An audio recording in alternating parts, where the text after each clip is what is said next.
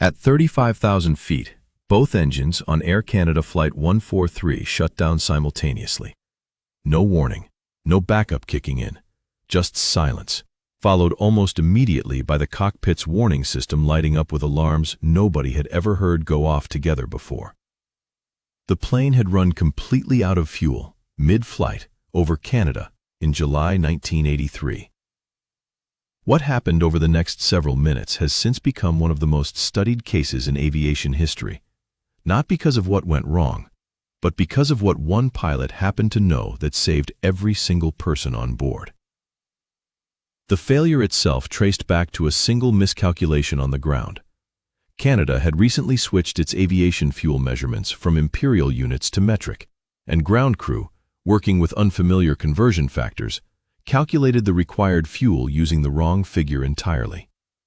Instead of loading enough fuel by weight, the aircraft took off with roughly half of what it actually needed, a mistake buried inside a straightforward unit conversion that nobody caught before departure.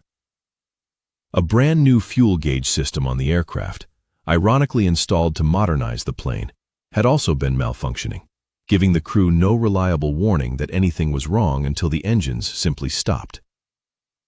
Captain Bob Pearson was flying that day, alongside First Officer Maurice Quintal.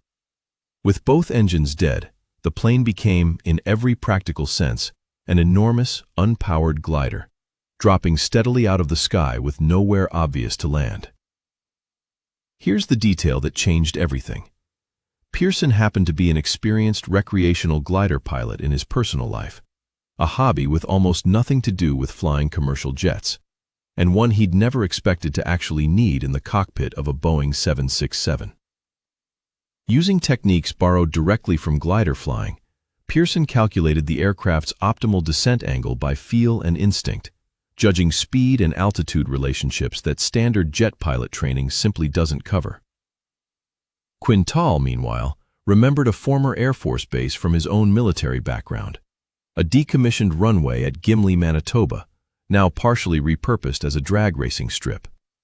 It was the only feasible landing site within their rapidly shrinking glide range. Neither man knew, until they were already committed to the approach, that the old runway had been divided by a low guardrail for drag racing events, and that a group of people were using part of the strip that exact afternoon. Coming in without engines meant no reverse thrust to slow the aircraft down on landing, one of several critical systems pilots normally rely on that simply weren't available anymore. Pearson used a maneuver called a side slip, again pulled directly from his glider experience, tilting the aircraft to increase drag and shed speed rapidly during the final approach, a technique essentially unheard of in commercial jet operations at that scale. The plane touched down hard, the nose gear collapsing on impact, but the aircraft came to a stop before reaching the people gathered near the strip. All 61 passengers and 8 crew members survived. Only a handful of minor injuries were reported. Investigators later concluded that almost no other pilot combination could have replicated that exact landing.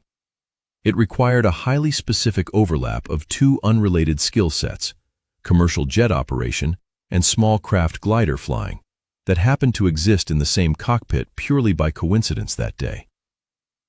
The aircraft itself was repaired and returned to service for years afterward, earning the nickname the Gimli glider for the rest of its operational life.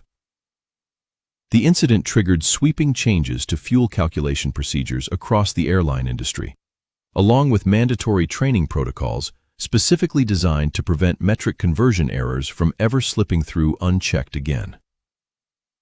It's worth noting the entire disaster traced back to something almost embarrassingly small. Not a mechanical failure, not extreme weather, not pilot error in the traditional sense. Just one unit conversion, missed on a piece of paper, hours before departure. Sometimes the margin between catastrophe and a story people tell for decades afterward isn't skill, or luck, or preparation exactly. It's whether the person holding the controls happens to already know something nobody thought to ask about beforehand.